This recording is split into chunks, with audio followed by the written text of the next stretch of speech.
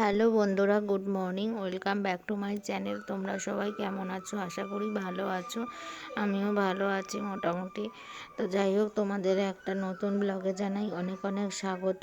তো দেখো, এখন বাজে ভোর 5টা, আর 5টার সময় আমি রান্না বসিয়ে দিয়েছি, কারণ তোমাদের দাদা আর মামনি অফিসে যাবে। তোমাদের দাদাভাই তো খাবার নিয়ে যায়, সেই জন্য ভোর ভোর আমরা শাশুড়ি বউ দুজনেই উঠে যাই। উঠে আমরা রান্না বান্না করে সমস্ত করে ফেলি। তো যাই হোক বন্ধুরা, দেখো, তারপরে আমি করছিলাম পালং শাকের ঘন্ট। আর এই ব্লগটা কিন্তু 2-3 দিন আগের ব্লগ, কারণ আমার মানে কিছু মানে টাইম পাইনি আমি এডিট করার, সেই জন্য আজকে এডিট করে তোমাদের কাছে পোস্ট করছি। আশা করি ভালো লাগবে ব্লগটা। আর আমার চ্যানেলে নতুন বন্ধু হয়ে থাকলে চ্যানেলটিকে সাবস্ক্রাইব করার অনুরোধ রইল, এবং পাশের বেল আইকনটিকে অবশ্যই ক্লিক করে দিই, যাতে সবার আগে নোটিফিকেশান তোমাদের কাছে পৌঁছায়। তো যাই হোক বন্ধুরা, এদিকে দেখো, আমি পালং শাকের ঘন্ট রেসিপিটি তোমাদের সাথে শেয়ার করেছি, দেখে নিও। তাই যে আমার পালং শাকের ঘন্ট হয়ে এসছে, আর ওদিকে ভাত বসিয়ে দিয়েছিলাম, মামনি ভাত হচ্ছিল। আর শীতের ভোরবেলা, মানে বুঝতেই পারছো কতটা ঠান্ডা হতে পারে।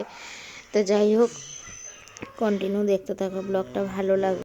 তো তারপরে দেখো বন্ধুরা, মামনি বললো, তাহলে তুমি যখন পালং শাকটা করেছো, তো চলো আমি মাছটা করে নিই। তো তোমাদের দাদাভাইয়ের জন্য করছিল পমফ্রেট মাছ, আর আমাদের হচ্ছে পার্শে মাছ। আর বাইরে দেখো কীরকম কুয়াশা পড়েছে, দেখতে পাচ্ছ। তারপরে এই যে বালতি করে আমাদের সোনা বাবার জলটা আমি ভরে নিচ্ছি, ভরে রেখে দিচ্ছি। তো তারপরে মামনি এদিকে সর্ষে দিয়ে পার্শে মাছ আর পমফ্রেট মাছটা করবে, তাই সর্ষেটা বেটে নিয়েছিল। তা মামনি বলছে, তুমি রাখো, বাসনগুলো আমি ধুয়ে নিচ্ছি, এত ঠান্ডার মধ্যে জল ঘেটো না, ঠান্ডা লেগে যাবে। যাই হোক, তারপরে আমি জল বা বোতল করে জল ভরে নিয়ে যাচ্ছি হচ্ছে গাছে জল দিতে, কারণ এরপরে রোদ উঠে যাবে, তখন তো গাছে জল দেওয়া যাবে না, তাই রোদ ওঠার আগে গাছে জল দিয়ে দিচ্ছি। আর এদিকে মামনি মাছগুলো ভেজে নিচ্ছে। তো এই দেখো, দেখতে থাকো। তো তারপরে চলে আসলাম বারান্দায় গাছে জল দিতে। এই যে গাছে অল্প অল্প করে জল দিয়ে দিচ্ছি। আর আমরা টবের মধ্যে করেই রেখেছি গাছগুলোকে, বেলকনিতে।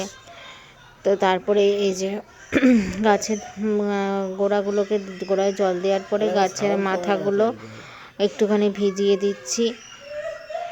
আর এই যে আমার সোনু বাবা দেখো দেখতে এসেছিলো আমি কি করছি। তো এই দেখো, তারপরে চলে আসলাম, এই যে ঠাকুরকে ঢেকে রেখেছিলাম, কারণ আমাদের যেরকম ঠান্ডা লাগে, ঠাকুরও তো সেরকম ঠান্ডা লাগে।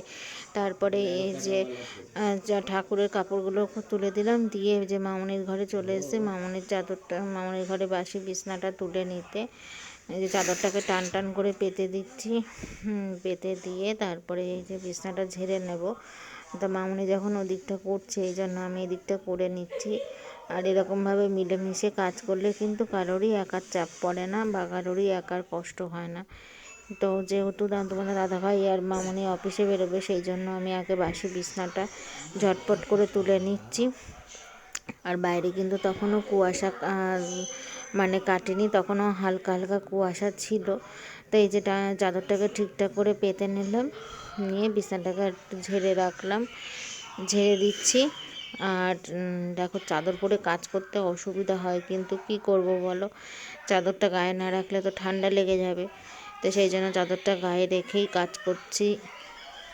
তো এই যেদিকে আমার মামনি ঘরের বিছানা তোলা হয়ে গেছিলো, তারপরে মামনি বাজারে গেছিলো, বাজার থেকে এত রকমের শাক সবজি ফল নিয়ে এসেছিলো।